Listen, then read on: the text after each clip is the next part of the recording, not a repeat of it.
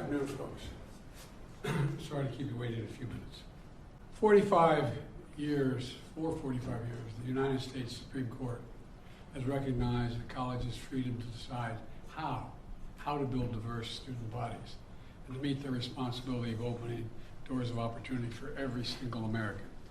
In case after case, including recently, just as a few years ago in 2016, the court has affirmed and reaffirmed this view that colleges could use race not as a determinative factor for admission, but as one of the factors among many in deciding who to admit from a already qualified pool of applicants. Today, the court once again walked away from decades of precedent and as the dissent has made clear. The dissent states in today's decision, quote, rolls back decades of precedent and momentous progress, end of quote. I agree with that statement from the dissent. The court has effectively ended affirmative action in college admissions, and I strongly disagree with the court's decision.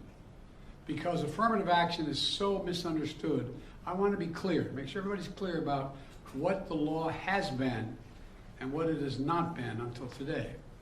Many people wrongly believe that affirmative action allows unqualified students to be admitted ahead of qualified students. This is not how college admissions work. Rather, colleges set out standards for admission, and every student has to meet those standards.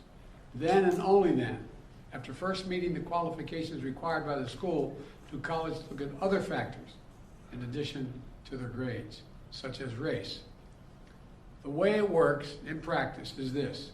Colleges first establish a qualified pool of candidates based on meeting a certain grade, test scores, and other criteria.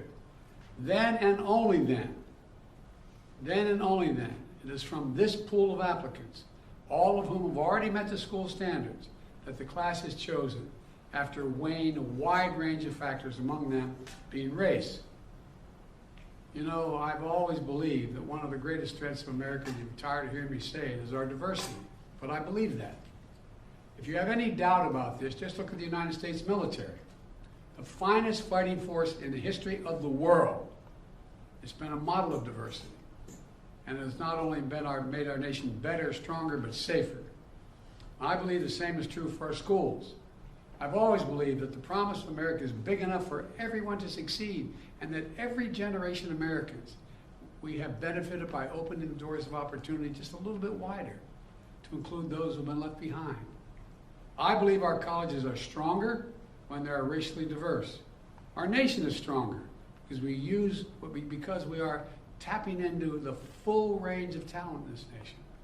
I also believe that while talent, creativity, and hard work are everywhere across this country, not equal opportunity. It is not everywhere across this country. We cannot let this decision be the last word. I want to emphasize, we cannot let this decision be the last word. While the court can render a decision, it cannot change what America stands for. America is an idea unique in the world, an idea of hope and opportunity, of possibilities, of giving everyone a fair shot, of leaving no one behind. We've never fully lived up to it, but we've never walked away from it either. We will not walk away from it now. We should never allow the country to walk away from the dream upon which it was founded. That opportunity is for everyone, not just a few. We need a new path forward, a path consistent with a law that protects diversity and expands opportunity. So today I want to offer some guidance to our nation's colleges as they review their admission systems after today's decision. Guidance that is consistent with today's decision. They should not abandon, let me say this again, they should not abandon their commitment to ensure student bodies of diverse backgrounds and experience that reflect all of America. What I propose for consideration is a new standard, where colleges take into account the adversity a student has overcome when selecting among qualified applicants.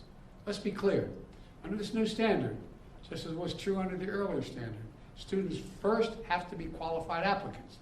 They need the GPA and test scores to meet the school's standards. Once that test is met, then adversity should be considered, including students' lack of financial means, because we know too few students of low-income families whether in big cities or rural communities, are getting an opportunity to go to college. When a poor kid, maybe the first in their family to go to college, gets the same grades and test scores as a wealthy kid, his whole family's gone to the most elite colleges in the country, and whose path has been a lot easier. Well, the kid who faced tougher challenges has demonstrated more grit, more determination, and that should be a factor that colleges should take into account in admissions, and many still do. It also means examining where the student grew up and went to high school. It means understanding the particular hardships that each individual student has faced in life, including racial discrimination that individuals have faced in their own lives. The court says, quote, "Nothing in this opinion should be construed as prohibiting universities from considering an application's discussion of how race has affected his or her life, but be it through discrimination or inspiration or otherwise," end of quote. Because the truth is, we all know it, discrimination still exists in America. Discrimination still exists in America. Discrimination still exists in America. Today's decision does not change that. It's a simple fact. If a student had to overcome adversity on their path to education, college should recognize and value that. Our nation's colleges and universities should be engines of expanding opportunity through upward mobility. But today, too often, that's not the case.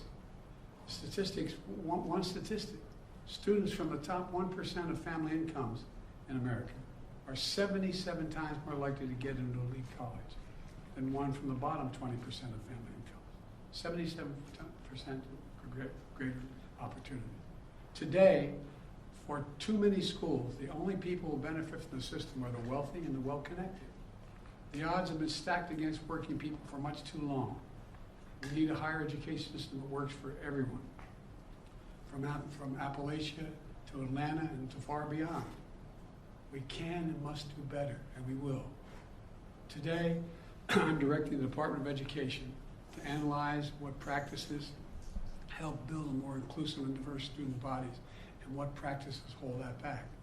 Practices like legacy admissions and other systems expand privilege instead of opportunity. Colleges and universities should continue their commitment to support, retain, and graduate diverse students and classes. You know, companies who are already realizing the value of diversity should not use this decision as an excuse to turn away from diversity either. We can't go backwards. You know, I know today's court decision is a severe disappointment to so many people, including me.